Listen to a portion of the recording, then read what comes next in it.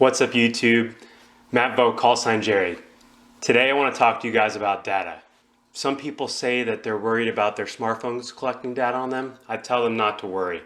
Your vacuum's been collecting dirt on you for years. A bad joke, I know, but they are worried about data collection because data is powerful and it can be used in very powerful ways. So today I'd like to talk to you about data to decision, how we get from that raw data into very powerful decisions that we could leverage. If we improve our data handling and our propagation of information, then we can make better and more informed, faster decisions.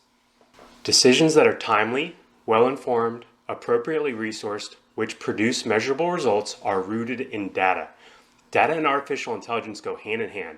Neither is more important than the other, and without the other, at the scales we're talking, they're basically useless.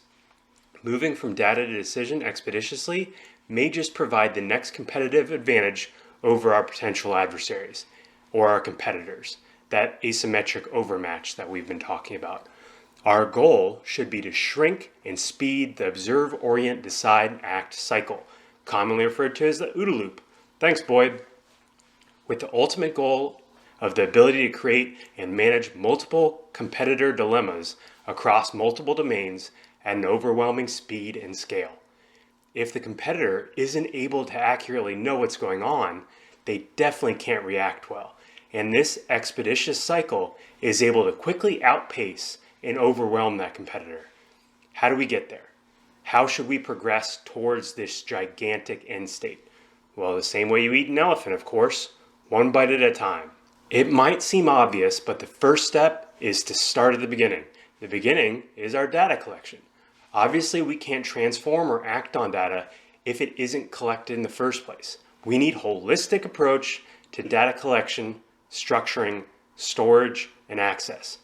Perceivers, sensors, detectors, and other edge nodes that are able to sense its environment must have their data collected and stored.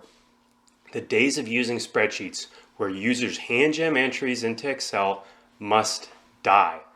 These spreadsheets aren't connected to anything. They don't allow effective workflows. They are the Stone Age, and we must move past them into the information age and then the intelligent age. Data are a strategic asset, period. Also, why can't we use singular verbs with data? Saying data are just sounds weird, man. Can data just be an exception to the rule? Maybe it's just me, I don't know. Anyways, as Andrew Ng says, data is the new electricity, and it will disrupt most industries in a greater way than electricity did. Data, while collected or shortly after collection, should be structured in ways that make it useful, searchable, exploitable. From the infrared sensor collecting full motion video on a Reaper to the Twitter API that's reading publicly available information tweets around the globe, these sensors must feed structured data into data lakes that can be used to create information. Data informs decisions. This three-word sentence says it all. Data informs decisions. The first step in decision making is data. Getting it, structuring it, storing it. Second step in creating the information, the art and science of data exploration and exploitation transforms that raw, hopefully semi-structured data into information through various means. Some are very simple. Often there's a lot you can do with some simple data by doing linear regression, determining correlations, or simple clustering. Expert systems still work. In some cases, though, a more advanced approach towards data extrapolation is required. From data science to advanced artificial intelligence, data must be turned into useful information that's dynamically tailored to the appropriate use case and updated as the new data updates the situation.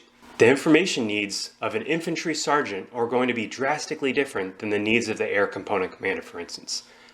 The final step in this process is that last minute of getting that data, which is now information, to that decision maker. Interestingly, that decision maker may not be a human. In order for the speed of decision-making cycles to tighten that OODA loop that we talked about, future sensors and deciders could be machines, far more capable at digesting, analyzing, and acting on massive amounts of ferociously fast flows of data. Most of the decisions in the future will be made by some combination of humans and machines teamed together. There are definitely some strengths that the humans bring to the table and those of machines. We need to get that human-machine teaming right, so leveraging the strengths of each other while mitigating the weaknesses. Decisions obviously should lie with those who have the authority to make that decision, and in some cases, the delegation of that authority to a machine is inappropriate.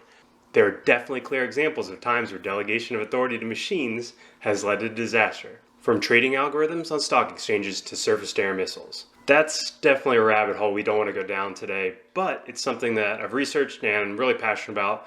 If you do want to see more of that content on where to delegate authority, to autonomy, to trust in AI, leave a comment below. I'll link a paper above that recently published on artificial intelligence and the command and control of air power, which discusses very briefly autonomy levels with considerations for risk and time, wartime assessment, creating trust in machines, and some methods for AI testing and evaluation.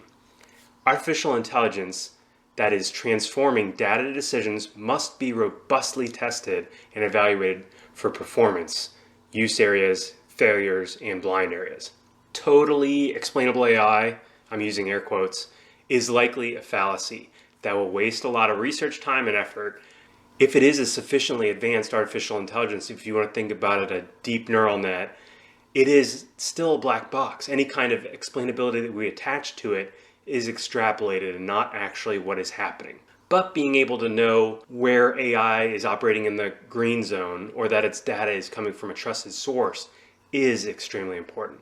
Data and information must be available to who needs it, but we also need to make sure that these data are not available to those who would compromise it or shouldn't have access to it. The future of secure data lakes, I would argue, is likely more important than the secure cloud. We must be able to secure and ensure our most critical resources, our data and information.